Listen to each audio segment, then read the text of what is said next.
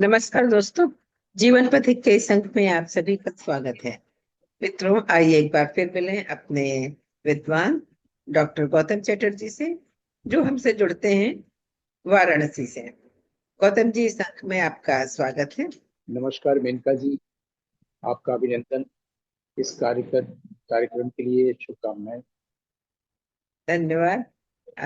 मित्रों, जैसा कि पिछले अंक में हमने देखा कि गौतम जी ने अपने एक सेंटेंस का अर्थ हमें समझाया था।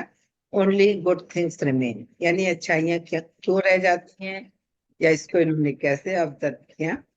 पर उस दौरान जो उन्होंने दो बातें कही, वो मेरे लिए एक प्रश्न बन गई, एक जिज्ञासा बन गई। और हमने पिछले अंक में ही आपसे वादा किया था कि अपने इन दो जिज्ञासाओं को अपने विद्वान के सामने जरूर रखेंगे।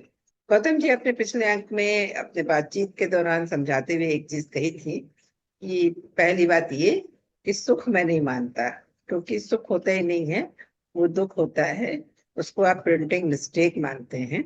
और दूसरी चीज आपने ये कहा था कि मन को नियंत्रित कैसे करें, ये आपने इसलिए नहीं बताया था कि ये प्रश्न मैंने आपके सामने रखा ही नहीं था। तो इस अंक में हम ये दोनों प्रश्न आपके सामने रख रहे हैं कि सुख, जिसके लिए आपने कहा था कि सुख कुछ होता ही नहीं है, तो वो सुख ऐसा क्या हो जो शाश्वत हो। दूसरा, अगर मुझे ऐसा लगता है कि हम अपने मन को नियंत्रित कर ले, तो जो हमें मिल रहा है उसमें ही शायद हमें सुख मिलने लगे। हाँ, मैं इसलिए सुख दुख न बोल के सिर्फ दुख बोलता हूँ, क्योंकि मैंने डायरेक्ट परसेप्शन से और ऑब्जर्वेशन से ये देखा है कि मनुष्य को सुख मिलता है तो दुख मिलता है। कोई नई बात नहीं है, ये सभी जानते हैं। लेकिन दुख उसी चीज से मिलता है जिसने उसे कभी सुख दिया। यानी जब सुख मिल रहा होता है तो दरअसल दुख की तैयारी कर रहा होता है, जो हमें बाद में पता चलता है। आप ऑब्जर्व करके देखिएगा। जैसे मैं उदाहरण हमेशा मोटरसाइकिल का देता हूँ। रॉयल एनफील्ड बुलेट मैंने 82 में ली थी। 16,200 इसमें दाम था। और उसको मैं अपने हम लोग रेलवे क्वार्टर में थे तो वहीं चला रहे थे।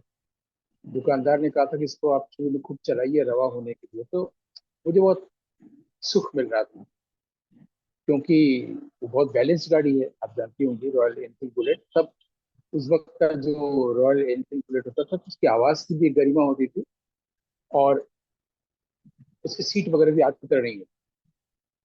तो वो मैं जब चलाता था तो मुझे अच्छा लगता था। लेकिन अगर वो बंद हो गया और अगर वहां पर चढ़ाई है, फिर मेरी क्या कई शक्तिशाली लोगों की भी के भी पसीने छूट जाते हैं उसको चलाने की, ले जाने की। यानी अभी जो सुख दे रहा था वही चीज दुख दे रहा है ना। मुझे तो बगल से मेरे रेलगाड़ी गुजरती थी, रेलवे क्वार्टर में रहते इंजन। इंजन से तो दुख नहीं मिल रहा है, रिक्शे से दुख नहीं मिल रहा है। उसी से दुख मिल रहा है जिससे सुख मिल रहा है। ऐसी घर में अगर पंखा चल रहा है तो सुख मिल रहा है पंखा, लाइट चली गई तो दुख मिल रहा है, पंखा नहीं चल रहा है तो गर्मी। आपने एसी लगाया है, सुख मिल रहा है। एसी खराब होगा तो दुख मिल रहा है। एसी से मिल रहा है ना। मतलब आपको एसी से मिल रहा है, आपको मनोज कुमार या विष्णुजीत जॉय मुखर्जी से दुख नहीं मिल रहा है, क्योंकि सुख आपको एसी से मिल रहा है। तो जिस चीज से सुख मिलता है उसी से दुख मिलता है। अभी तक कोई ऐसी चीज बनी ही नहीं दुनिया में कि जिसने सुख न दिया हो और दुख दिया। ऐसा चीज कभी हुआ ही नहीं है कि किसी ने मुझे सुख नहीं दिया है और उससे हमें दुख मिल रहा है। ऐसा कभी नहीं। वस्तु व्यक्ति विचार की बात हो रही है। सिर्फ तीन ही चीज होता है दुनिया में। हमारे बाहर कोई चीज है तो वो तीन ही चीज है जिससे मन सोचता है, या तो व्यक्ति के बारे में, या वस्तु के बारे में, या विचार के बारे में। चौथी कोई चीज है ही नहीं। अगर है तो आप मुझे बता सकते हैं कि नहीं चौथी चीज भी होती है, मन जिसके बारे में सोचता है या सोच सकता है। मेरा ऑब्जर्वेशन है कि तीन ही चीज होती है। अब ये है कि ये तो हो गया एक पहले मिनट, प्रश्न का उत्तर। अच्छा, एक बात बताइए। आपने कहा वस्तु, व्यक्ति और विचार, ये तीन चीजें होती हैं जिसकी वजह से दुख मिलता है। आप नहीं, इन तीन चीजों के बारे में मन सोचता है, ये मैंने हाँ, कहा। मन सोचता है और इसी से फिर दुख भी मिलता है। मन सोचता भी इनके बारे में, दुख भी इन्हीं से मिलता है। प्रेम को आप किस में रखते हैं? प्रेम तो जब भी होगा तो एक वस्तु के रूप में है। वो व्यक्ति के में अगर है, एम्बॉडीड है, तो व्यक्ति से ही मिलेगा ना।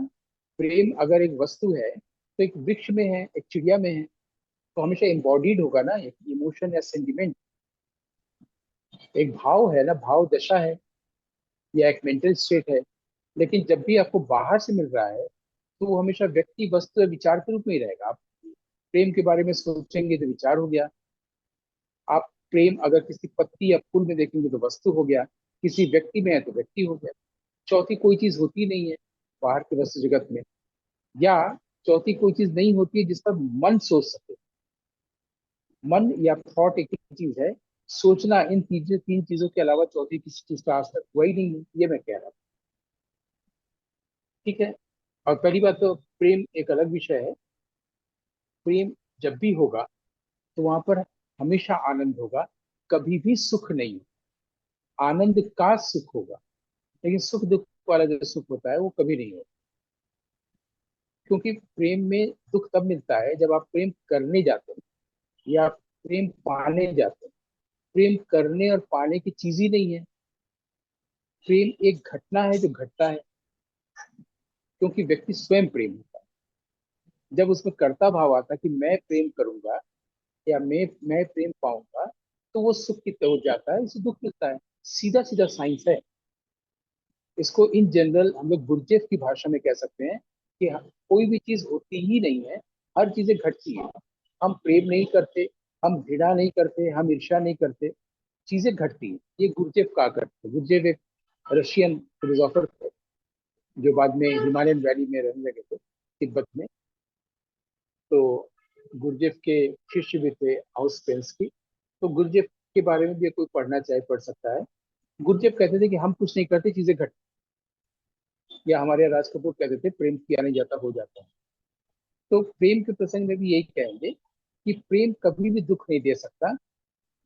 यदि आप प्रेम करने न जाए या यदि आप प्रेम पाने न जाए, जैसे ही आपको लगेगा कि आप प्रेम हैं, तो आपके पास प्रेम का आनंद होगा जो शाश्वत है। प्रेम का अगर सुख मिल रहा है, इसका मतलब यू आर इनवाइटिंग दुख, यू आर इनवाइटिंग ट्रबल। बहुत सीधा सीधा चीज है। इसलिए प्रेम से सुख को नहीं जोड़ना चाहिए, प्रेम से आनंद को जोड़ना चाहिए। और आनंद तभी हो पाएगा जब आप कुछ करने नहीं जा रहे, कर्ता भाव नहीं है, वो आप खुद हैं। व्यक्ति प्रेम खुद होता है, लेकिन वो तब तक नहीं जान सकता जब तक वो मन के आगोश में, मन के कारण सोचता है, मन के कारण वो करने जाता है। जैसे ही सोचा, थॉट आया, थिंकर आ गया, डूअरशिप आ गई, और सारा दुख की तैयारी हो गई। तो पहला वाला जो था कि मैं सुख दुख दोनों न बोल के सिर्फ दुख क्यों बोलता हूँ, वो मैंने बताया। क्योंकि वो दरअसल दुख ही है जिसके लिए हम अ, दुख की पोशाक की ओर बढ़ते हैं, जिसको सुख कहते हैं। हमेशा लोगों का अपीयरेंस, पोशाक बहुत अच्छा होता है ना, अच्छे कपड़े पहनना। जैसे कविता होती है, कविता कभी भी प्रकट होती नहीं है। कविता जो लिखी गई होती है प्रकट है, वो उसका पोशाक। हम लोग पोशाक का क्रिटिसिज्म करते हैं। क्रिटिसिज्म हमेशा पॉजिटिव होता है, क्रिटिसिज्म का मतलब निंदा है। कि पोलरीज ने अगर कविता के बारे में लिखा है तो कविता के पोशाक के बारे में, कविता तो उस कवि के पास ही है, उसके भीतर। तो हम लोग इस पर भी बात कर रहे थे कि ये तो हम क्यों सुख दुख न बोलते, सिर्फ दुख बोलते हैं। क्योंकि सुख और दुख एक ही चीज है। अगर आपको 70% सुख मिला है तो 70% ही दुख मिलेगा, 69 71। इसलिए अगर आप समझ जाए कि आपको सुख मिल रहा है, इसका मतलब दुख आने वाला है, तो फिर आप सुख क्यों नहीं बढ़ेंगे। और तब आपको पता चलेगा उसका कारण मन है। मन के कारण सुख दुख है। क्योंकि मैंने पिछले अध्याय में कहा था, तो भिक्षु गीत यही कहता है। भिक्षु गीत के जरिए श्री कृष्ण यही कहना चाह रहे हैं कि यदि किसी व्यक्ति को दुख मिल रहा है तो उसका कारण लोग, कोई दूसरा आदमी, लोग या देवता या उसका कर्म या ग्रह नक्षत्र या काल या आत्मा नहीं है। व्यक्ति के दुख का एकमात्र कारण उसका अपना मन है। और इसी मन को कंट्रोल करने के लिए सारा भारतीय अध्यात्म, अगर भारतीय शब्द हटा भी दें, फिलोसफी, दर्शन, अध्यात्म सिर्फ इसी को लेकर। और जितने भी मनुष्यों ने, महापुरुषों ने शास्त्र लिखे हमारे भारत में, वो सिर्फ एक ही उसका उद्देश्य है मन को कंट्रोल करना। कोई भी ग्रंथ, चाहे गीता पढ़ लीजिए, रामायण पढ़ लीजिए, महाभारत पढ़ लीजिए, वेद पढ़ लीजिए, उपनिषद पढ़ लीजिए, जितने भी शास्त्र हैं, जितने भी मनुष्यों ने लिखा है, उसका एकमात्र कारण, एकमात्र उद्देश्य है मन को कंट्रोल करना। और मैंने उसके लिए बता दिया फाइनल बात, प्रभु यीशु ने कहा है मन को कंट्रोल करना उसी तरह संभव है जैसे सुई की आंख से ऊंट का गुजरना। 8वें अध्याय में श्री कृष्ण ने ये कहा कि मनो दुर्निग्रह। बुद्ध ने कहा, पूरे बुद्धिस्ट फिलोसफी का एकमात्र सारांश ये है, ओनली माइंड। उन्होंने कहा ओनली माइंड, सिर्फ मन ही है जो आदमी के लिए पूरा संसार रचता है, पूरा सुख रचता है, दुख रचता है, मृत्यु रचता है, सारा चीज अगर कुछ होता है सिर्फ मन के कारण, दूसरी कोई चीज होती ही नहीं। तो लोग सोचते हैं कि उन्होंने इस तरह से आत्मा का निषेध किया है। या महावीर के बारे में भी ऐसे वो आत्मा अनात्म दोनों की बात करते हैं, बुद्ध आत्मा की बात नहीं करते हैं। बुद्ध खाली कह रहे हैं सिर्फ और सिर्फ मन, ओनली माइंड। जैसे हम लोग बच्चे थे तो आता था रेडियो में विज्ञापन आता, ओनली विमल कपड़े का विज्ञापन आता था, तो बुद्ध कहते हैं ओनली माइंड। तो बुद्ध, कृष्ण और ईसा मसीह तीनों की बात एक ही हो गई, सिर्फ माइंड है जिसके कारण सारा प्रपंच है, सारा सुख दुख सारी चीज। और यही भिक्षु गीत में भी वो कह रहा है कि मेरे दुख का कारण या व्यक्ति के दुख का कारण कभी भी ये 6 चीजें नहीं है, सिर्फ मन है। और मन को शांत करने के लिए या मन को कंट्रोल करने के लिए सारे शास्त्र हैं, जितने भी शास्त्र, कोई भी ऐसा शास्त्र नहीं है जो मन को शांत या मन को कंट्रोल करने की बात न कर रहा, इंक्लूडिंग भरत मुनि का नाट्य शास्त्र। इसलिए वहां पर शांत रस की बात की गई है, जिसको आचार्य अभिनव गुप्त ने डिटेल में समझाया। शांत रस क्या है, तो उसको ऐसे ही समझा जा सकता है कि अगर आकाश है तो बादल बनते हैं और बरसते हैं। आकाश नहीं होगा तो भी बादल बनेगा ही नहीं, बारिश होगी नहीं। आकाश जो है वो शांत रस है, और जो 8 प्रकार के बादल बनते हैं वो 8 प्रकार के रस हैं, 8 प्रकार के परमानेंट इमोशंस हैं, या 8 स्थायी भाव। बहुत सरल सा है। इसी बेसिक चीज है आकाश या शांत रस। इसलिए जब शांत होने के लिए या मन को कंट्रोल करने के लिए ये सारे हमारे अनुशासन बनाए गए हैं, यम, नियम, दान, स्वधर्म आदि आदि, जो भी हम लोग पतंजलि की योग सूत्र में पाते हैं। उनका पहला ही सूत्र है कि योग चित्त वृत्ति निरोध। योग क्या है? चित्त की वृत्ति का निरोध। वो ये नहीं बोलते हैं योग का जो आत्मा परमात्मा को, चित्त की वृत्तियों का निरोध योग। चित्त माने कि माइंड, वृत्ति माने थॉट्स, उसको कंट्रोल करना योग है, सीधी सी बात। और उसमें फिर उन्होंने यम, नियम, प्रत्याहार, प्राणायाम आदि आदि की बात की। और उसी को और अच्छे ढंग से इस महाभारत महाकथा में, महापुराण में ये कहा गया है कि दान, स्वधर्म, यम नियम, ये सब करने से मन कंट्रोल होता है। ये गीता में भी कहा गया है, ठीक है। लेकिन उसके बाद आता है कि जब मन आपका शांत हो गया, कंट्रोल हो गया, तब ये सब करने की भी कोई जरूरत नहीं है, यम नियम दान स्वधर्म आदि। जब आपका, क्योंकि अगर आपका मन शांत हो गया तो इसका मतलब आपने वो सब करना खत्म हो गया है। दान पुण्य कर्म, कर्म बंधन, यम नियम स्वधर्म, कुछ भी अब करने की जरूरत नहीं, क्योंकि वो तो इसीलिए तो था। तो अगर आपका माइंड कंट्रोल में है, मन शांत है, तो आपको कुछ भी करने की जरूरत नहीं। योग, प्राणायाम, ध्यान, मेडिटेशन कुछ भी करने की जरूरत नहीं। और ये सब करना मन को शांत करने के लिए ही है, मन को नियंत्रित करने के लिए है।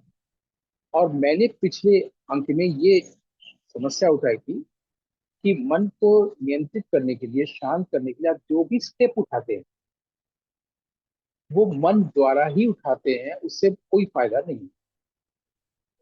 ये मैंने एक समस्या उठाई थी। तो फिर कैसे करें, तो फिर क्या करें? सबसे आसान है कि आप कुछ ना करें। ये सुनना बहुत कठिन है, लेकिन अगर कोई व्यक्ति सिर्फ सुने जो बोला जा रहा है, उसी समय ध्यान घट जाएगा, उसी समय मेडिटेशन घट जाएगा, उसी समय मन नियंत्रित हो जाएगा, सिर्फ सुने तो। क्योंकि जब भी वो सुनने जा रहा है तो माइंड एक्टिव है, सोच रहा है, उसको सुनाई ही नहीं देता है। तो अगर वो शांत हो जाए और स्टिल, जैसे आप बैठी हुई हैं, स्टिलनेस में बॉडी हो और भीतर शांत हो जाए। शांत होने का मतलब क्या है? अभी जो कुछ भी हो रहा है इसमें वो पूरे अस्तित्व के साथ हो। अगर हवा चल रही है, पंखा चल रहा है, किताबें हैं, और एक कोई अच्छा फ्रेग्रेंस खुशबू है, किताबें हैं, यहीं पर हो, हम कुछ नहीं सोच रहे हैं, हम आराम से शांति से यहाँ बैठे हुए हैं, बस इतना। बॉडी स्टिलनेस में, और माइंड कुछ सोच नहीं रहा है, सिर्फ सुन रहा है शांति से। इसी समय मन नियंत्रित हो जाए, इसी समय मन शांत हो जाए। वो ये सुनना क्या है कि आपको कोई भी चीज एफर्ट नहीं करना है, हमें कोई भी स्टेप नहीं लेना है, कोई भी एफर्ट नहीं करना है, सिर्फ शांत होकर बैठना है, स्टिलनेस में बैठना है, मौन होना है। इससे क्या होता है? वो जो माइंड का स्वभाव है चंचल, शराब पिए हुए बंदर की तरह, वो कुछ नहीं कर पाता बेचारा। जब आप मन की बात नहीं मानते, मन कह रहा है कि आओ हम लोग ध्यान करें, आओ किसी गुरु को पकड़े और वो हमें ध्यान सिखाएगा, बस मन की उंगली पकड़ के आप चलना शुरू कर दिए और भटक गए। मन की बात को मानने की जरूरत ही नहीं है, आप शांति से चुपचाप बैठिए। बहुत आसान है कि बॉडी स्टिलनेस में हो, आप शांति से बैठिए, भले मन शांत ना हो, शांति से बैठ के सिर्फ सुनिए। तो क्या होता है? माइंड मर्ज कर जाता है किसी दूसरी चीज, जिसको मैं हृदय या हार्ट कहता हूँ, जिसको आत्मा कह सकते हैं। माइंड जैसे मर्ज कर जाता है तो वहां से ग्रेस जो होता है वो रश फोर्थ करता है। मतलब जैसे आप मौन हुए, शांत हुए, भीतर से ग्रेस इतनी तेजी से निकलता है, और तब पता चलता है कि बोलना व्यर्थ। सबसे अच्छी भाषा है मौन की भाषा। अगर कोई मौन हो सके तो जो कुछ भी आप चाहते हैं सब पूरा होता जाएगा। उसमें शब्द जो होते हैं इस मौन के प्रवाह को इंटरप्ट करते हैं। अनइंटरप्टेड फ्लो ऑफ साइलेंस का मतलब है ग्रेस, का मतलब है आत्मा, का मतलब है ईश्वर, का मतलब है सेल्फ रियलाइजेशन। अगर आप शांत हैं, अगर आप मौन, और ये बहुत आसान है। जब आप कुछ नहीं करते तो ये अपने आप होता है। जैसे मैं और आप अगर शांत झील के पास जाऊं, उसमें कंकड़ फेंका तो तरंग अपने आप बनना शुरू हुआ, अशांत हो गया। वो वेव्स हैं, वो थॉट्स हैं, वो माइंड। लेकिन अब आप जाके उसको अगर शांत करने जाएंगे तो और अशांत होता जाएगा ना। लेकिन जब आप कुछ नहीं करते हैं तो फिर से शांत हो जाता है। इसका मतलब शांत स्थिति में रहना झील का स्वभाव है, आत्मा का स्वभाव है शांत रहना। तो आप पहले से शांत, इंसान पहले से ईश्वर है, इंसान पहले से ग्रेस है, इंसान पहले से वो गुरु है जिसके तलाश में जीवन भर भटकता है। जैसे मेरे पास एक बहुत अच्छा टिबेटन मॉन्क आया था, जिसने मुझे गोपीनाथ कविराज जी का बंगला में किताब दिया था, ज्ञान गंज। मुझे कहा था आप अंग्रेजी में अनुवाद कर देंगे, कितना पैसा ले, और आप अनुवाद करने के बाद मुझे भेजेंगे, तिब्बती लैंग्वेज में इसका अनुवाद हो जाएगा, फिर आप भारत में छापिएगा। ऐसा ही हुआ। वो पूरी पृथ्वी में गुरु की तलाश में घूम रहा है, तिब्बत वगैरह में होटल पर होटल रहता रहता है गुरु की तलाश में। उनको जय कृष्णमूर्ति भी कोट करता, कथा उनका नाम है।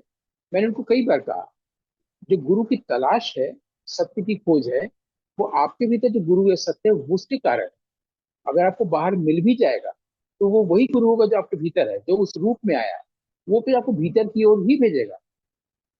भीतर से जिसने बाहर एक व्यक्ति को भेजा है गुरु के रूप में, बाहर का गुरु भी आपको भीतर की ओर प्रवृत्ति कर देगा। क्योंकि गुरु या ईश्वर या आत्मा या प्रकाश, सेल्फ एक ही चीज है। तो जब आपके भीतर पहले से सेल्फ है, लाइट है, गुरु है, और वो आप स्वयं हैं, तो आपको कुछ भी करने की जरूरत ही नहीं है। आप वो चीज पहले से हैं जो शाश्वत है। तो फिर आप ये जो ये कोशिश ही क्यों करते हो?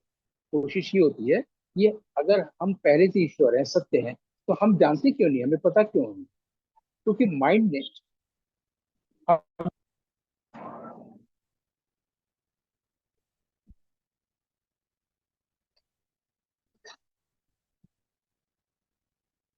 माइंड ने अपनी लिमिटेशन इम्पोज कर रखा है उस पूरे प्रकाश उस ईश्वर के ऊपर, और हमने अपने आप को व्यक्ति मान लिया है। और जब व्यक्ति मान लिया है तो हम वो विराट व्यक्ति को खो दिए। हम ही वो प्रकाश है, हम ही वो ईश्वर है, ये हम नहीं देख पा रहे, नहीं जान पा रहे, महसूस नहीं कर पा रहे हैं। जब माइंड का ये इम्पोजिशन, ये लिमिटेशन हटाते हैं, यानी कि माइंड को कंट्रोल करते हैं या माइंड को शांत करते हैं, माइंड का हस्तक्षेप बंद होता है।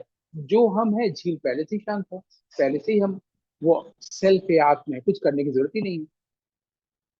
तो करने की जरूरत वहां भी नहीं है।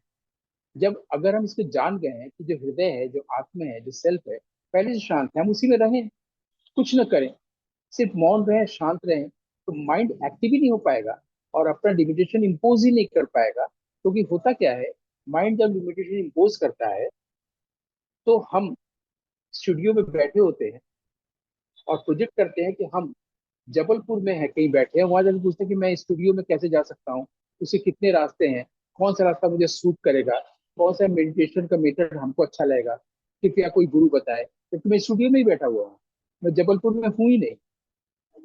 लेकिन आदमी ने प्रोजेक्ट किया है कि मैं व्यक्ति हूँ, मैं दुखी हूँ, मैं पापी हूँ, मेरा कर्म फल ये है, मुझे ईश्वर की कृपा मिले, जबकि वो खुद ग्रेस है, खुद ईश्वर है।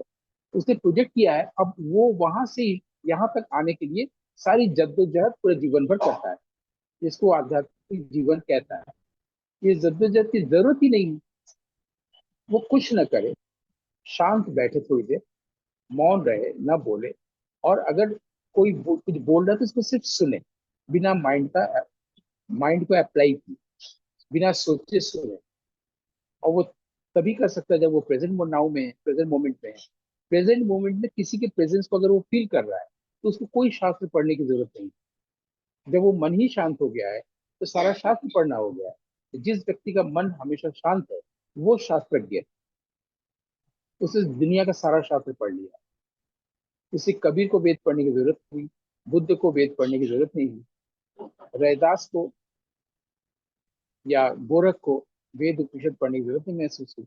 अगर आपका मन शांत है, अगर आप शांत हैं और ये मेंटेन्ड है, अनइंटरप्टेड है, तो आप शास्त्रज्ञ हो। मतलब जितने भी शास्त्र हैं सब आपने पढ़ लिया, क्योंकि उसमें यही लिखा है मन को शांत कैसे करें। नाट्य शास्त्र, इसलिए मुझे सारे शास्त्रों से श्रेष्ठ लगता है पंचम वेद, क्योंकि वो इंटरेस्टिंग ढंग से ये सब बातें कहता है, कलात्मक रूप से। कि अगर आप में कलात्मक अभिरुचि है तो आप म्यूजिक, ड्रामा, डांस के जरिए इसको, उस चीज को इजीली पा जाएंगे, उस स्टेट को जिसको साधु सन्यासी संत महात्मा योगी लोग कई जन्मों बाद पा। इसलिए पंचम वेद रचा ही गया है चारों वेदों के बाद, कि इजी हो जाए लोगों को।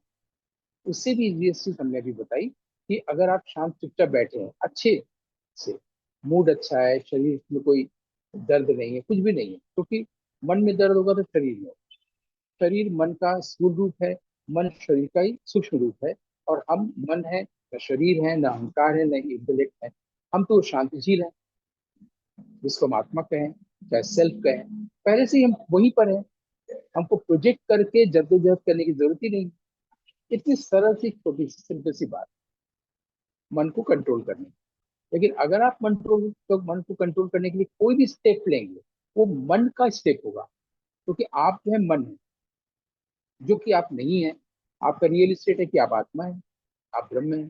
आपने मान लिया मन, आपने मान लिया कि मैं शरीर, मेरी उम्र इतनी रह गई, मैं थोड़ी देर में मर जाऊंगा, वो मर गया, यानी अपने आप को आप बॉडी और माइंड से अलग देख ही नहीं पाएगी। तो जैसे ही माइंड और बॉडी से अपने आप को आप अलग करते हैं, पहले तो मन स्वस्थ होता है, मन स्वस्थ होता है तो शरीर स्वस्थ हो जाता है, आपको लगता है कि अरे वो सब दर्द कहाँ चला गया। तो मैंने थोड़ी सी कोशिश की आपके दोनों प्रश्नों को कुछ कुछ इस पर प्रकाश डालने की, क्योंकि आदमी के पास पहले प्रकाश होना चाहिए, तब वो किसी विषय पर उसको बात करना चाहिए। क्योंकि और ऑलरेडी पहले से प्रकाशित है, प्रकाश वो है, वो प्रकाश स्वरूप है। बहुत सुंदर बताया आपने।